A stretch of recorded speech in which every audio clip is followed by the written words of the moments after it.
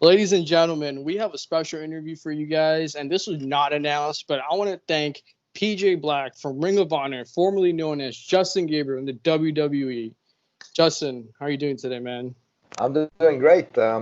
Always looking forward to talking wrestling with some avid fans and interviewers. So I'm excited for this. For sure, yeah.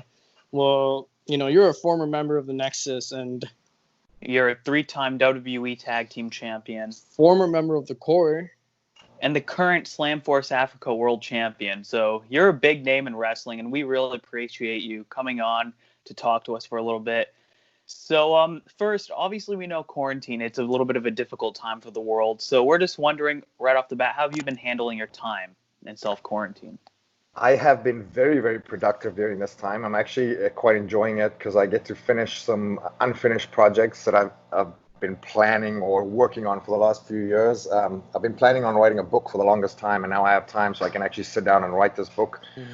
I don't own a television or anything. I just read books. I've read 9. Well, today I just finished another book, 10 books, and I'm on my second audio book that I've read.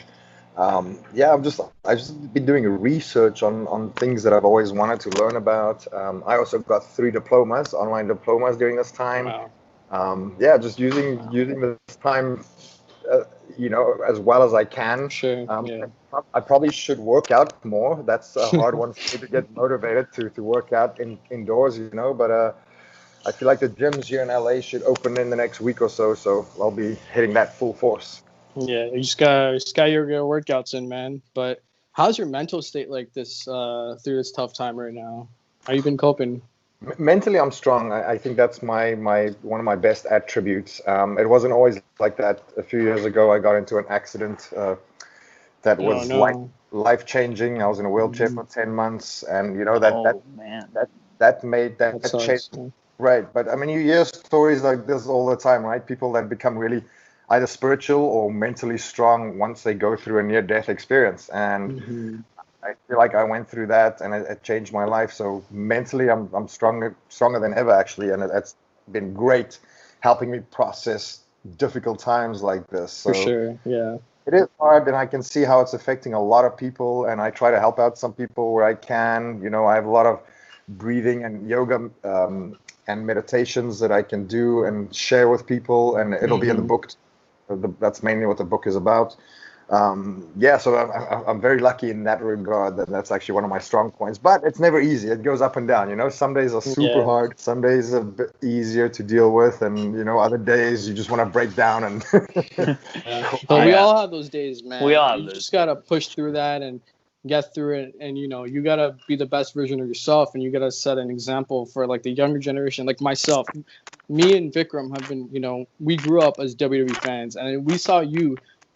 Be this guy from FCW and then form into the Nexus. And I'm like, man, Justin Gabriel, I hope he becomes like world champion because he's so good. And then to see, potential wasted, like that sucks, man. But, lessons honestly, like that, you're very like how you said, you went through a near-death experience, you struggled with your mental health before. That's actually like very inspirational, even towards many fans that watch pro wrestling, because a lot of us, we forget because we look at you guys as these larger-than-life characters, and we think that we forget that you're normal people, right? And when we realize that you guys struggle the way that we do, it makes everybody feel like they're not alone. So right. when you come out about struggles like that, it's very... That's very true, and that's why I wanna tell people about it. Like a lot of people, they hide this from their friends and family, or they don't want to talk about it that often because it is hard sometimes. It's very hard. They told me I'll never walk again. They told me I'll never wrestle again, and that hurt because wrestling has been my dream ever since I can remember. Ever since I was 8 years old, I knew that I was going to be a wrestler.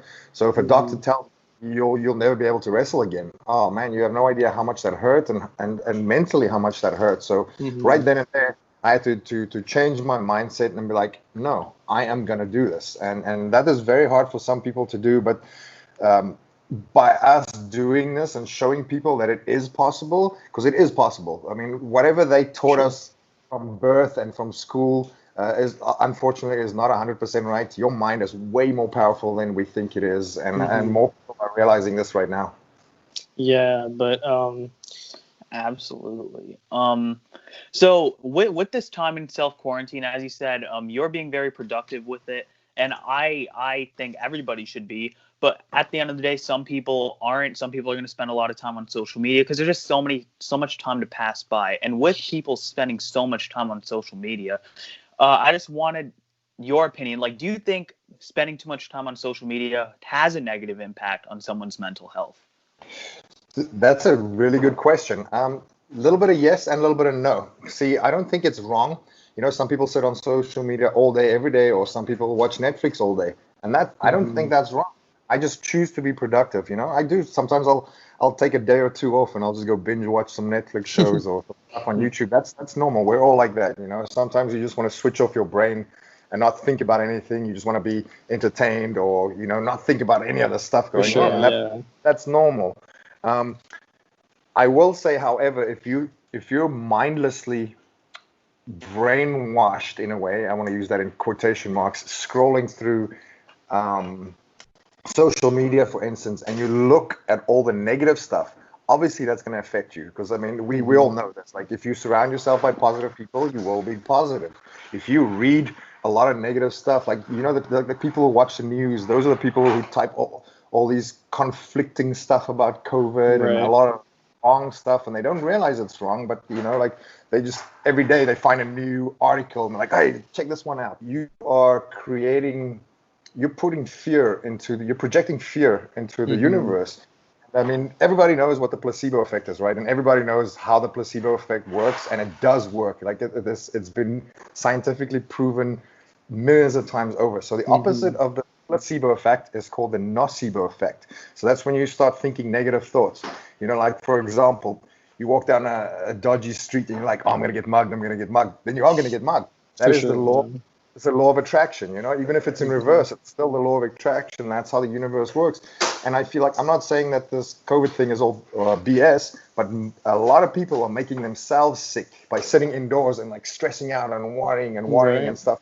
And then that's what the nocebo effect is. So coming back to your question, scrolling back through social media, be very careful of what you let in, what you read. Unfollow all those negative people, unfollow all these social media fitness celebrities, because they spread a lot of junk out there. They do, absolutely. Which is unfortunate, because a lot of those people are my friends, but a lot of them also spread the positive vibes. So just think about that stuff, and that be careful of the words you use too, speaking to other people. If you say a lot of like curse words and a lot of negative stuff is going to come back to you. That's just how it works. That's why it's called spelling. Like, you literally cast a spell when you speak to someone, with whatever word you're using. Absolutely. I agree. And like with the unfortunate passing of Hana Kimura, we could go back to social media, speak about cyberbullying. I would like to get because you have a pretty big name in wrestling. You wrestled for WWE, ROH, some very well-known companies, and you have a presence on social media. So in terms of getting a lot of hate and cyberbullying, do you have any advice for wrestlers, future wrestlers, any public figures really, with dealing with that hate? That is a fantastic question. I actually just thought about that yesterday, and I told someone about this. So I didn't have the thickest skin before I started with WWE. I was already 11 years into my pro wrestling career before I signed. But being on TV, I had to grow a thick skin very quickly, because obviously the Nexus, we were playing the bad guys, so I was dealing with a lot of hate, and like, sometimes for me, I'm like, it's hard to differentiate. I'm like, are they just playing along, or they seriously don't know what's going on here? Like, and that's a problem with wrestling these days, because like, some people do get bullied online a lot, but like, you have to differentiate if are they just playing along, you're playing a heel character, or are they really angry, and then you have to go back and take a look at that. And it's very tough, man. It took me years to grow a thick skin, but now I know how to deal with it easily. Whenever there's something negative that comes up, and this is very hard because I'm guilty of this, you just ignore it. As soon as you try and, even if you try and type a positive response out of a negative response, you're still giving energy to that. So it doesn't matter whether it's negative or positive. You're giving energy to that, so you're putting it in the universe, so it can manifest, it can evolve, if you will. So the best way is just to ignore those. I get many of those a day. Sometimes I'll delete them off Instagram. Sometimes I'll just leave it there so everyone else can give them heat. but saying that, it is very hard to ignore those things, because it does. We're all human, and it does hurt us, and it does affect us in some way. But the best way is not to give it power. And as soon as you reply, even if you think you're doing the right thing, you're giving it power, and then you've lost. For sure, yeah. I mean, I think having thick skin, coming into the WWE and working all these, promotions, like you gotta have this mindset of like, hey, if I'm not that good, I can go be good somewhere else and prove to the people, like, hey, I still got it. You know what I mean? Like, the people online, like, you shouldn't take it personally if you don't know them personally. That's what I think. That's how I perceive things, right? So You're 100% right. Look at, sorry to cut you off. No, it's all good. Christian Bale actually tweeted that this week. He said that. Saw that. Did you see that? That was, I think that was brilliant. I'm going to use that. Get that on a t-shirt. Yeah. Yeah, but what did you think of the wrestlers that got cut from the company recently, like Zack Ryder, Heath Slater, former member of the Nexus again? What advice do you have for wrestlers that are going through tough times, in quarantine, and not making enough money to support their family and support themselves? What would you say? That's a tough one, man. And everyone's in a different position. I was also in a similar position once. It's just, you just have to follow your own heart. Luckily now, the landscape of wrestling, there's so many other companies and so many options that those guys can go to, and all of those guys are super talented. I mean, everyone who's ever had a WWE contract is there for a reason. They're all super talented, and not to knock any of my brothers, but even the guys that come in who are not that good, they become good because we work so much. Because you work 5 days a week. Think about it. That's how you become good at anything, right? Just by repetition. Keep going. Yeah. Exactly. So I don't think any of those guys have anything to worry about. I think the biggest fear for us is coming out of this is our economy, unfortunately, might take a little hit. So I think wrestlers will be okay, but there's a lot of fans that have been affected, So even if it goes back to normal, a lot of fans won't be able to, or possibly maybe not afford tickets to the shows, and that's going to be tough.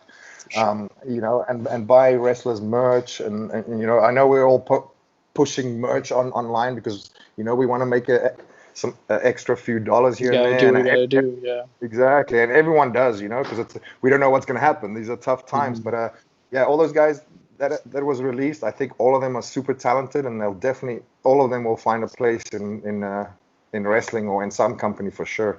Sure. And you make a great point there that a lot of people, they're very concerned for the economy of the wrestlers, which is valid, but at the same time, we haven't taken into account the amount of fans that won't be able to buy tickets, won't be able to buy merchandise, which will also affect the end of business.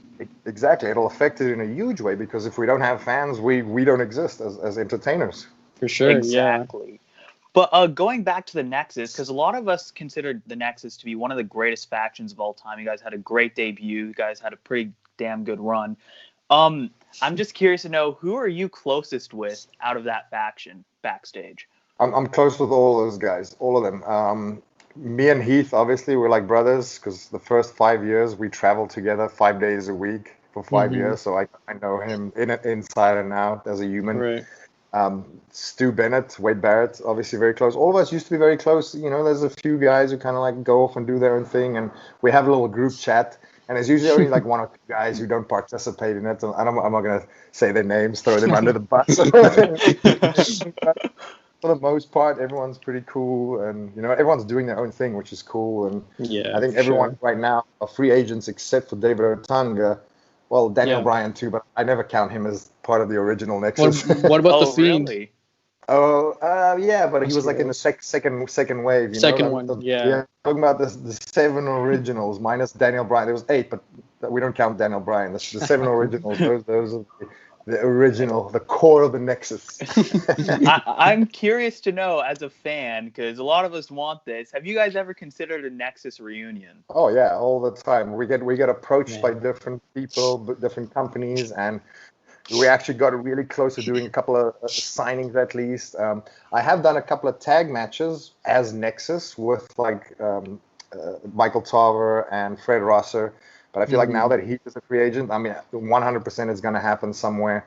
Even if it's just a once-off, it's a quick thing. But somehow, deep down in my heart, I have a feeling that it might happen on WWE TV in the future. Never say never. Ooh. There we go. Keep your eyes on, guys. That's a hot take right there. And honestly, a lot of us would love to see that. I understand that New Japan, that's one of the places that you grew up watching. You really wanted to go to New Japan. Could you ever see a Nexus versus Bullet Club feud? I think that would be pretty nice. I wish I could tell you my thoughts on that. I've been working on something, but I can't give you any spoilers on that right now. But you hit the nail. You almost hit the nail on something. Ooh. But then again, this is wrestling, so anything can happen. So anything can happen, yeah. I've been pushing for it. But yeah, you talk about working in ROH, WWE. What's your favorite promotion to work in terms of in-ring credibility and freedom? You know what I mean? Yeah, I mean, that's tough. That changes because every company is so different. If I had to pick one, it would be Lucha Underground because just for the pure fact that it wasn't a wrestling company. It was a TV show about wrestling, right? So it was a different experience. And, I've worked in front of many, many WrestleMania crowds, 78, 80,000, I think 94,000 was the record, I forget. But my favorite place to work is in front of the Lucha Underground temple, the fans. The energy in that place is unreal. Insane, you cannot fake that. You cannot recreate that. You cannot. We will never experience that. Well, I mean, again, never say never, but that was very special. The creative freedom, not so much because it was a TV show. You're right. So everything was laid out from start to finish. But for every other aspect of that question, Lucha Underground was probably the best. For sure. You guys travel a lot. Like WWE wrestlers travel 365 days a year. They barely get any breaks, I'm guessing, right? So how's your mental state like since then been working all these shows, and then do you guys get like a time to rest? Like, how does this work? Yeah, so my first year on the road in WWE, I did 301 shows. So I was home. That's a lot. I think I was home like two nights a week, roughly. 1.5 day. And that was tough, it's very tough for people with families because they don't get to see their families. I was in my mid-20s at the time, so for me traveling the world was super fun. I didn't have anybody to come home to, so I could just live on the road. And that is the hardest part. People don't realize that, but that taking the bumps, jumping off a cage, all that stuff, that's easy. Easy. It's the traveling is super hard. You gotta do the show, drive 3 hours, get on the plane, fly 3 hours, and you have adrenaline buzzing. And I don't know if you guys, right, when you come down from an adrenaline and you don't stretch and do the proper techniques, your body cramps up and it goes down. It does, I think that's where most injuries in wrestling comes from. Right. So we understand, I believe it was about a year ago, I saw one of your interviews. You said you were actually offered an NXT contract and you turned it down to sign with Ring of Honor. What contributed to you making that decision? I made a list. I never do this, but I made a list of pros and cons. Like if I was younger, I would have gone for the higher money. But I feel like now, if I look at it, I'm probably making more money now. And it's not all about money. I feel like as an artist, you wanna create and show people what you're about, right? And that was top of my list was creative freedom. They basically let me control this character that I'm about to show you guys. The stuff I'm working on, I haven't even debuted yet because of all this. I actually can't wait for it, man. Like I'm looking forward to it. It's gonna be so fun. I hope people will enjoy it. I feel like people will enjoy it. I'm enjoying creating it. So, that's a big part too. Like I feel like when fans watch stuff on TV, they can subconsciously tell sometimes when something is off or not right? Maybe they cannot pinpoint exactly what it is, but you can see when someone's just going through the emotions, they're not enjoying what they're doing, or it shows sometimes. So for sure, I feel like that's why it's very important to have creative freedom. And again, in the same breath, everybody's different. There are some wrestlers who just like to get given a piece of paper and be like, hey, this is what you're going to wear. This is what you're going to say. These are the moves you're going to do. Some people are like that, and that's nothing wrong with that, but everyone's different. Yeah.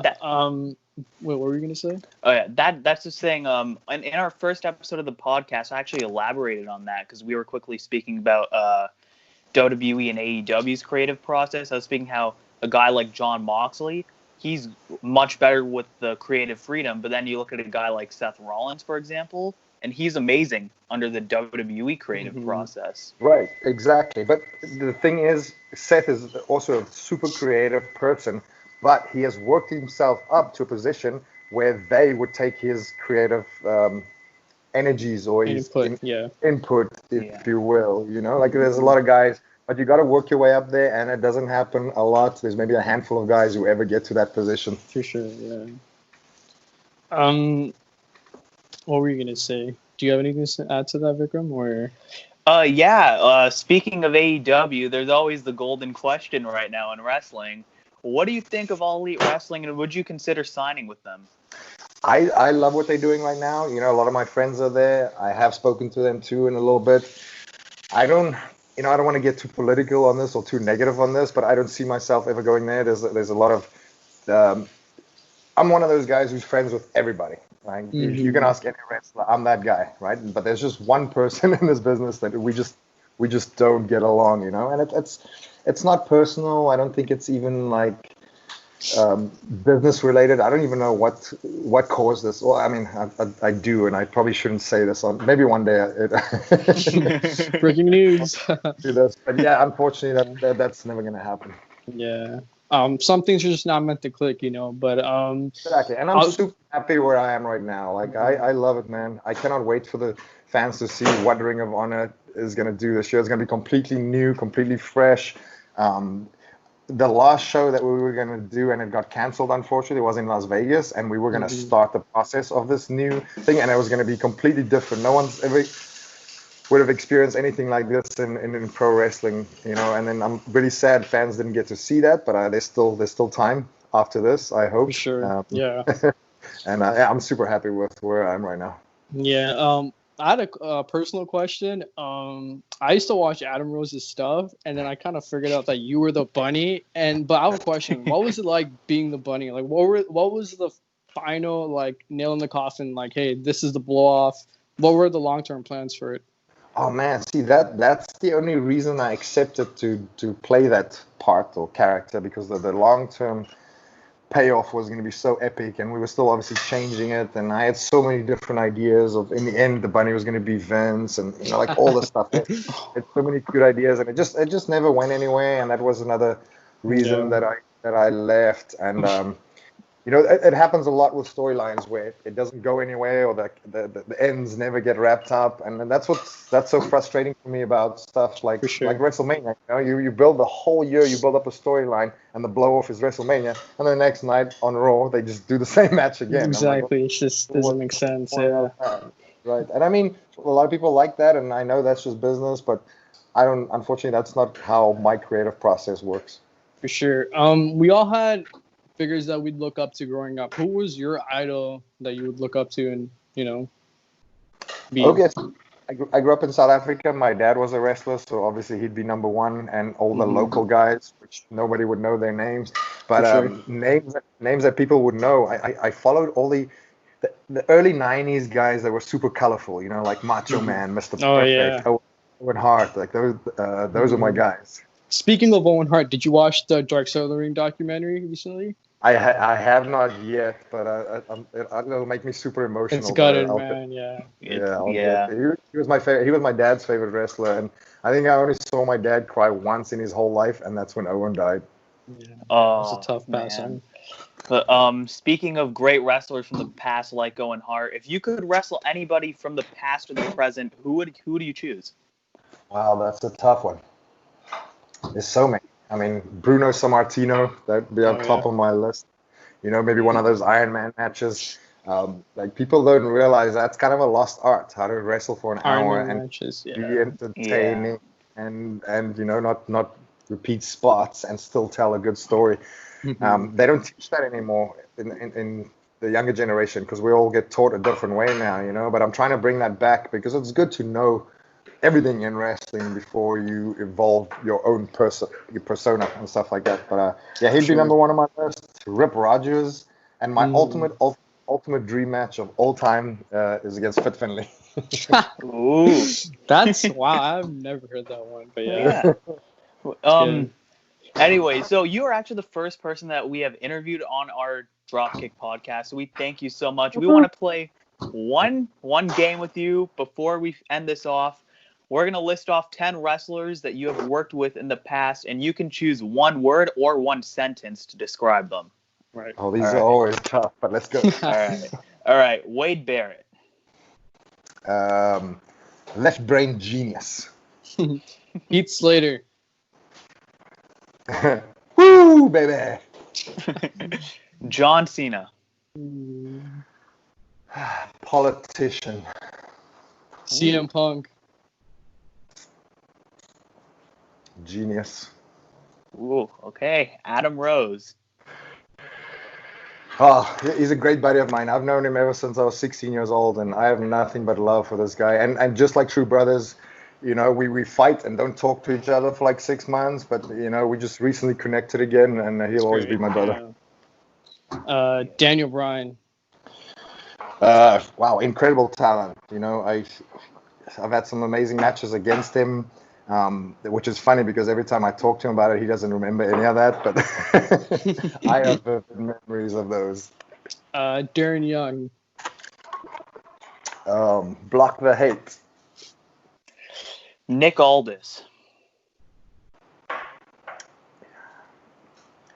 I think he's going to go down as one of the greatest NWA champions of our era for sure. 10 pounds of gold. That's the only phrase that comes to mind. RVD. Woo! Wow, I love Rob, man. He's great. I've been watching him for years, and you know, I got to beat him for the Slam Force title, the first ever. So that was really special to me working with Rob. We have similar styles. You know, I've stolen a lot of his moves, used a lot of his movesets. So sorry, that was longer than a phrase, but I think he's a legend, man. Yeah, Jay Lethal. Also another legend in the game. I wonder a lot of people that only watch WWE, they'll never get to see what he's about. But yeah, if you've never heard that name, go check him out. He's a Ring of Honor legend. I mean, if there's ever a Ring of Honor Hall of Fame or anything, I bet that he'd be the first inductee. Absolutely. Sure. One of the longest reigning ROH champions. So you guys should definitely check that stuff out. But once again, we thank you so much for joining us. We're very appreciative of this.